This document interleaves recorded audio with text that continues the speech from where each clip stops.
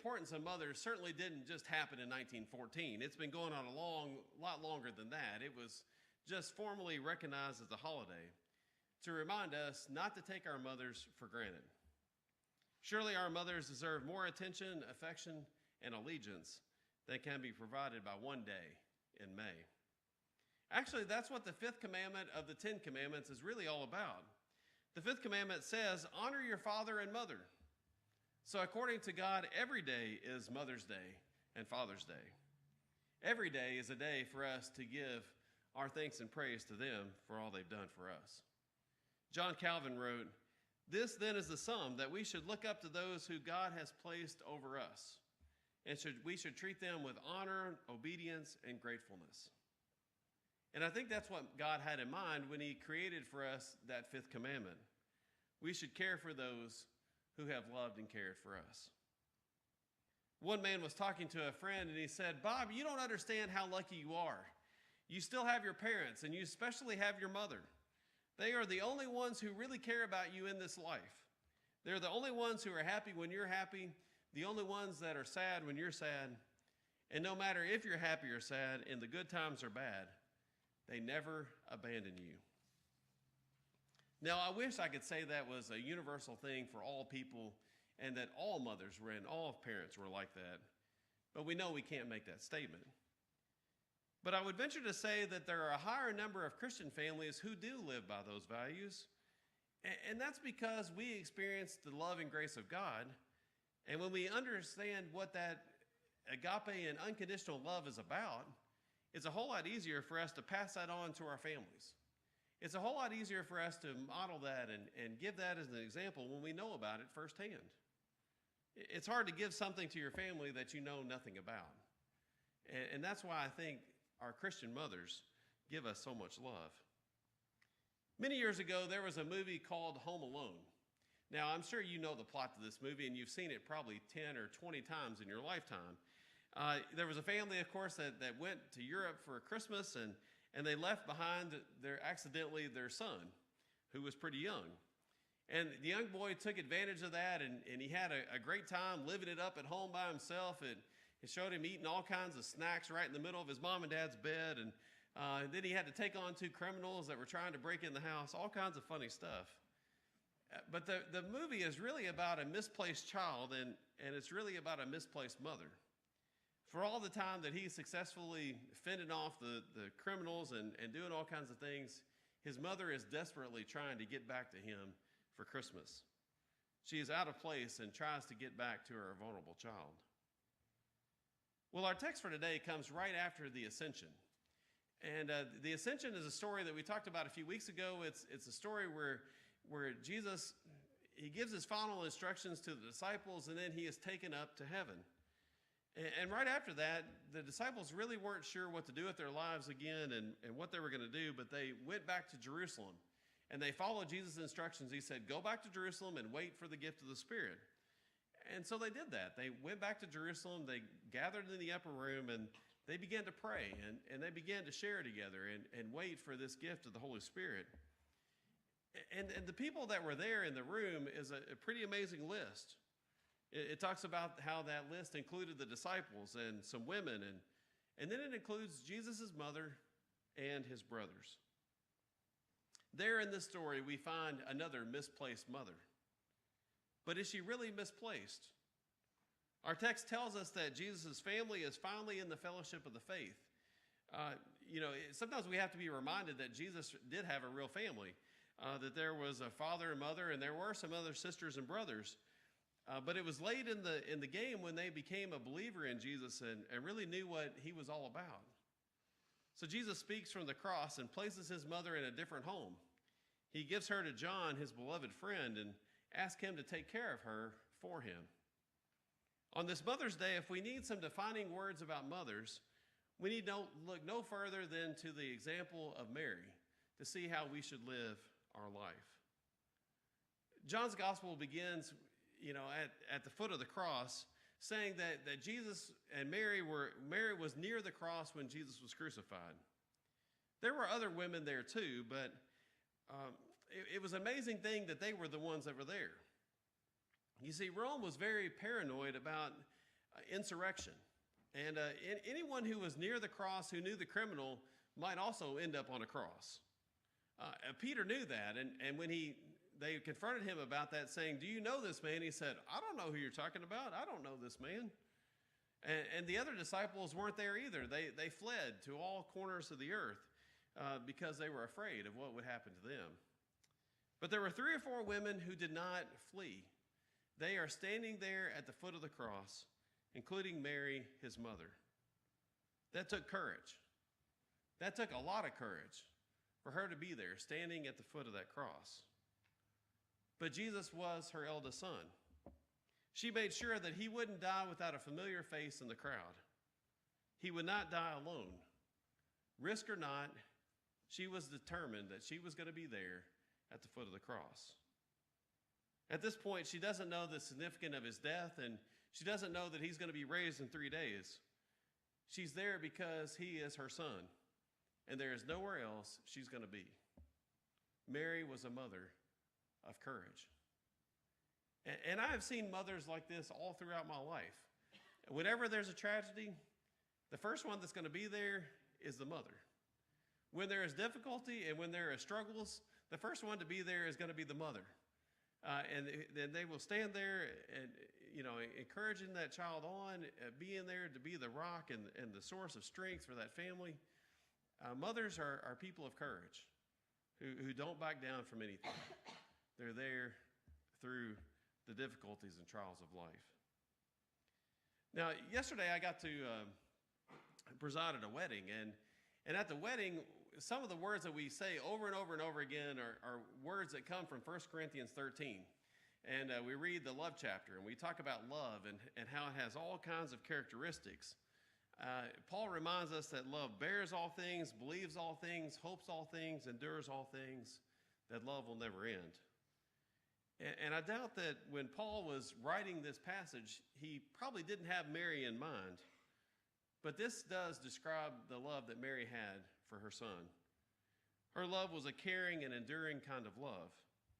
Her love had a tenacity that prevailed even in the midst of discouragement and sorrow. When the angel came to her and said, "You are God's favored one," she was troubled by that a little bit. She knew that her life was about to change forever. And she knew that she was going to have a hard time because of this premarital pregnancy.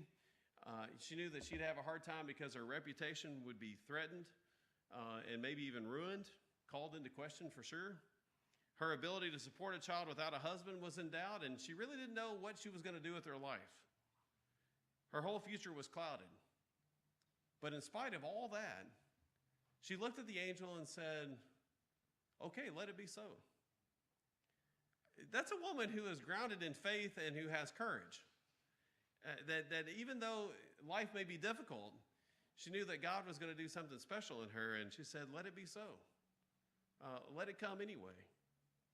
Then early in the boy's life, Mary and Joseph took him to the temple for him to be circumcised and for him to go through the purification rituals. And Simeon is there, this seer and sage, and he looked at the child and said some really interesting things. He said, "This child is destined for the falling and rising of many in Israel, and to be a sign that will be opposed, and a sword will pierce your own soul too." Those are not exactly the words that you want to hear as a mother, that your son's going to cause this rising and falling of many in Israel, and especially the part where he says, "Your own soul will be pierced too." But Mary's love endured anyway. And I imagine that day as she watched Jesus die on that cross, she probably couldn't help but think all the way back to Simeon and thinking about all the way back to those words that he said. And she said, "Wow, my own soul will be pierced too." Well, Mary, love endured all those things. Love also bears all things. At the wedding of Cana of Galilee, Jesus chided her publicly. When he preached in his hometown synagogue, he was run out on a rail. They wanted to get him out of town. One day, Mary and his brothers went to see Jesus, and he wouldn't even let them in the house. Love bared a lot of things. Relationships and things go through ups and downs. For 3 years, Mary had to be on an emotional roller coaster. And for 3 years, she watched as her son's popularity waned and his mission was challenged. Yet there she was, all the way to the very end, standing there at the foot of the cross. She had come full circle. Her boy started this life on the receiving end of her gracious, consistent, unconditional love, and he would end his life the very same way.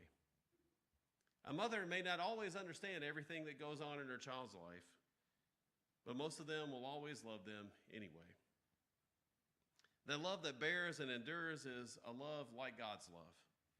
It's not something emotional, but a willful, determined kind of love, the kind of love that Jesus had at the cross. And it was the same kind of love that drew Mary to the foot of the cross, the same kind of love that allowed her to love throughout her life. Well, the last time Mary is mentioned in the Bible is Acts chapter 1. Luke, the writer, places her not back in Nazareth with her grandchildren gathered around, but in a different household, in a larger family, the church family.